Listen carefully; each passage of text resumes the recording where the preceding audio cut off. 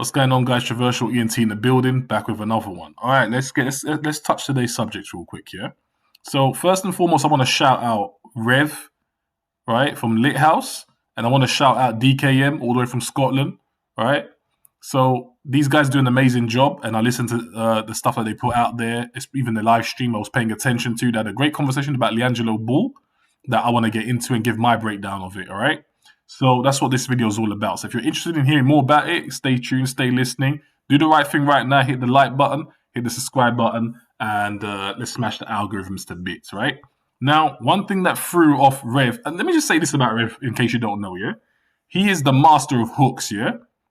Rev on the chorus of a track, absolute fire. If you ain't heard one of his latest tracks that I listened to recently, Bitch, I ball, never fall. Bitch, I ball, never fall, my dog. Listen, I'm not a singer, but that tune is sick. But I can spit bars though. Let's move on. So, one thing that threw off Rev and DKM was the lack of crowd that was present at LiAngelo Ball's Queensbury Swarms game, practice game, right? It threw him off a little bit to the point where DKM said, I'm trying to quote what he said. He said that it's almost like in the Ball verse, it's like the popularity is almost like internet, but it's different in real life to an extent. And I know what he means when he says that, right? Now, I haven't quoted him, but I'm paraphrasing, right? I know what he means when he says that. So I want to shed a bit of light on maybe why that is. And Rev also said that, he experienced that before when they went to Vegas and stuff. So I want to try and shed some light onto why that is. First thing you need to bear in mind is two things. Number one, you have the United States and then you've got everywhere else. It is very important to understand that. The United States Ball fans and then the Ball fans everywhere else are slightly different. They're slightly different. They're different in the sense of how they became fans of the Ball brothers in the first place. They are different in that respect. That's number one, and I'm going to break that down later on. Number two is the mentality of both fans.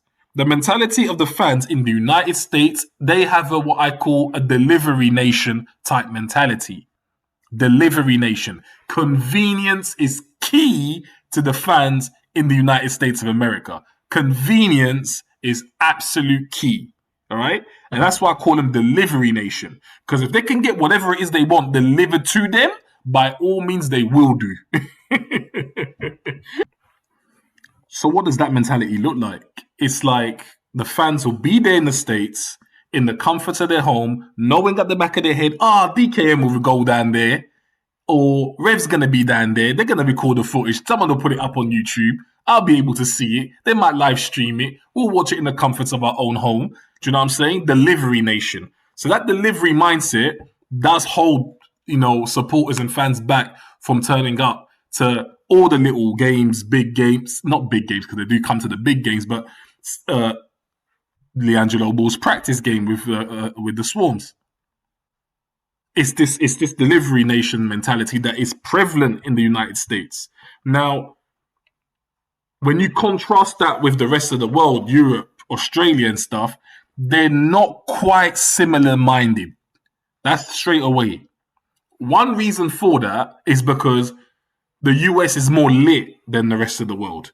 There's a lot more lit stuff happening in the US than there is in the rest of the world. America, a lot of stuff stems from there, where it's action-packed and entertainment. A lot of the entertainment industry comes from the United States. A lot of people in the other side of the world watch the United States. So it's like, you guys are more lit than they are. So they don't have that. I mean, I'm not going to say they don't have much to do. There is things to do, but not in the same way. So when there's, if the LiAngelo Ball practice game was happening in Europe, you can guarantee that place would have been filled out. And I'm going to tell you more reasons why as well, right? So the first thing you've got to understand is the whole delivery mindset that you don't have in the United States that is not prevalent in the rest of the world. That's part one. Part two is kind of like the way in which both sets of fans, if you'd like to call them that, or supporters, the way in which they fell in love with the Ball family in the first place. And I think that plays a big factor in how they conduct themselves when it comes to turning up and watching an individual in a game.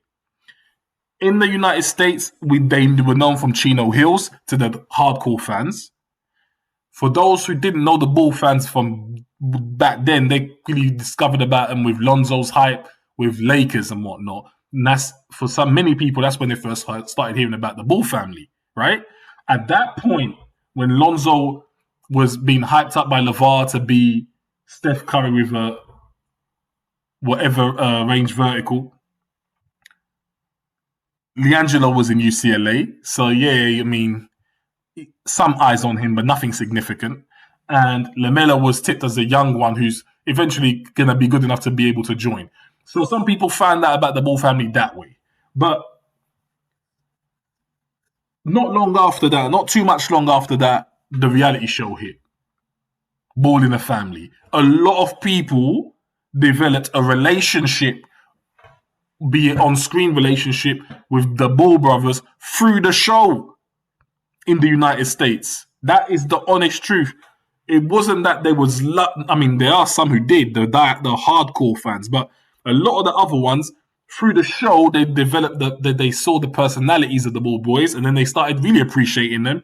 And then they met the father, they liked him too, and then the rest is history.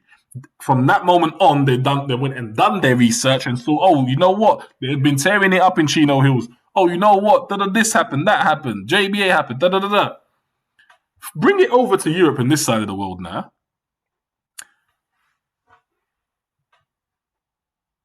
Sorry, before I do that, I'll add one more thing to that. Back in the States, it's also their celebrity status of the Ball boys that gives them the crowd, right? Otherwise, it's just be any other basketball players in the NBA or whatever. But it's the fact that they bring the fact that they are NBA players and also that celebrity status that they have, combine it together with multiple ball members, it's always going to attract a crowd.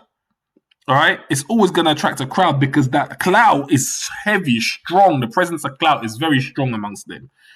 Come to Europe now. Come to the UK. Go to Australia with all of that. It's different.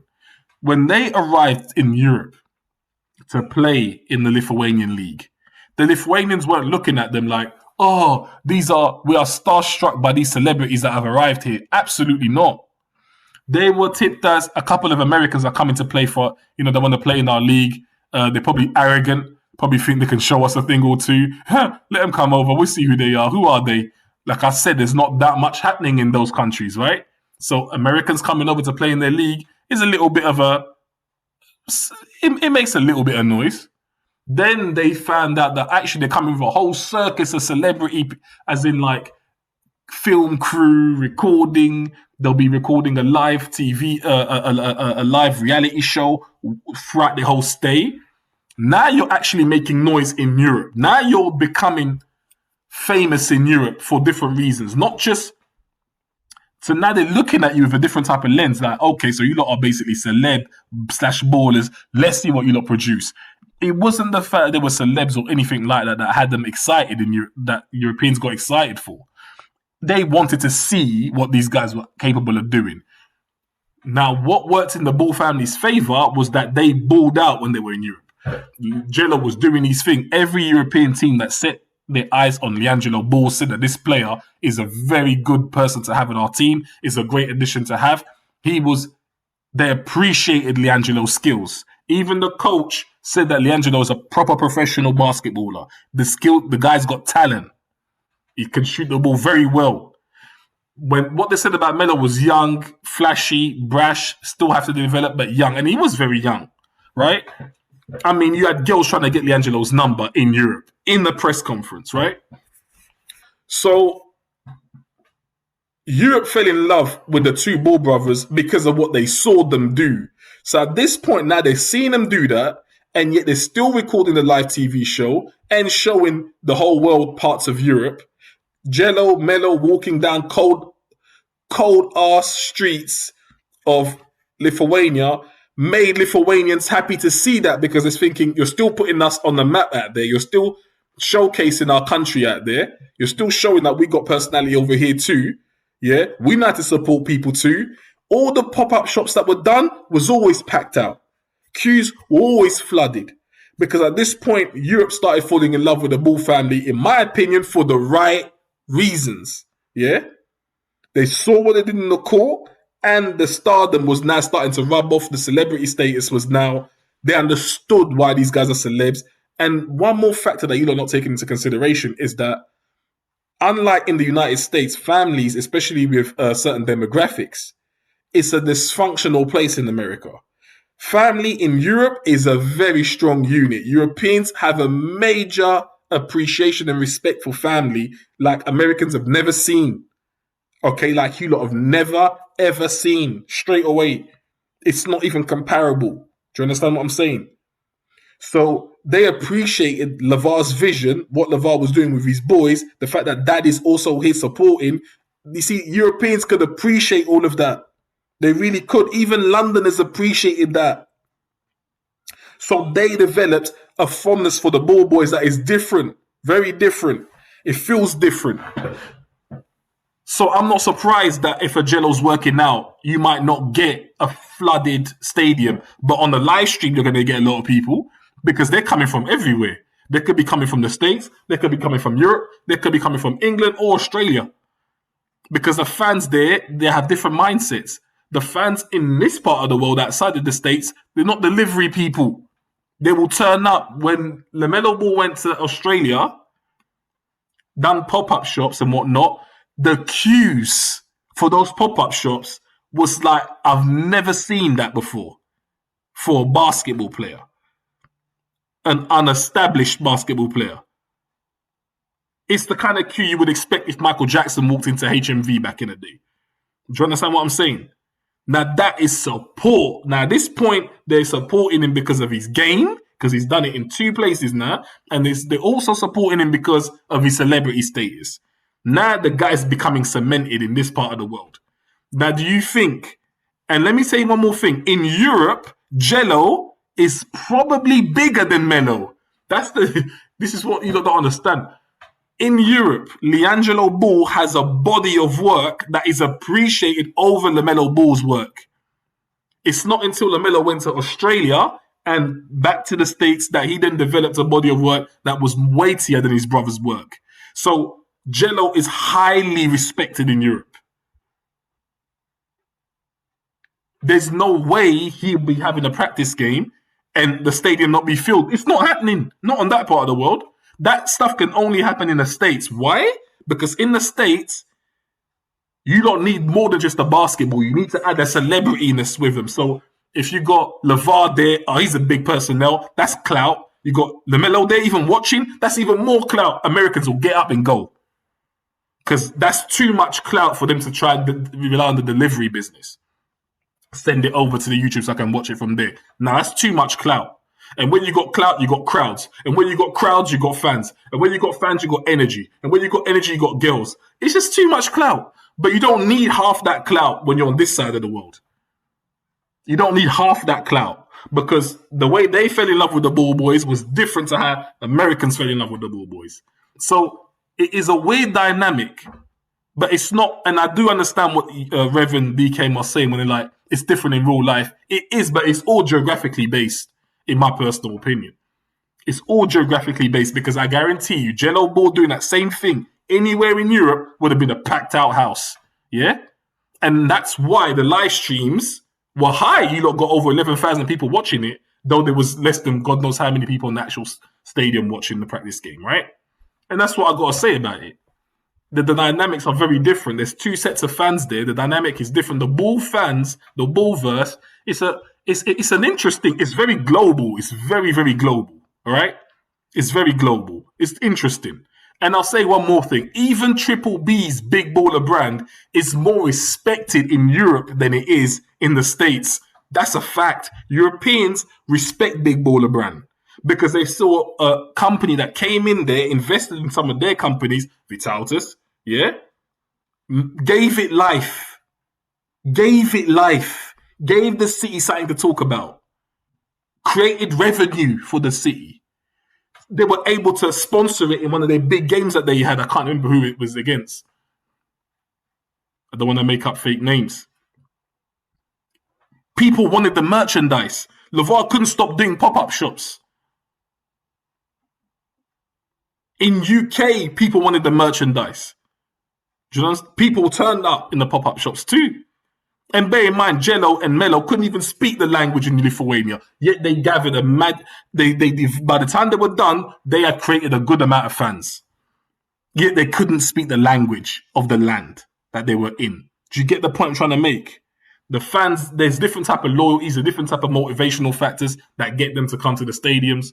And I just think it's really weird dynamics. It is weird, but it's interesting at the same time. And that's all it is.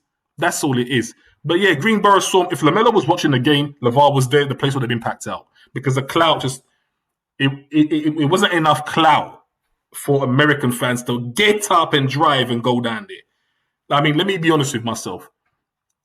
Would I go watch a Jello Ball game? Of course I would. Am I going to buy a plane ticket to go and watch a Jello Ball game?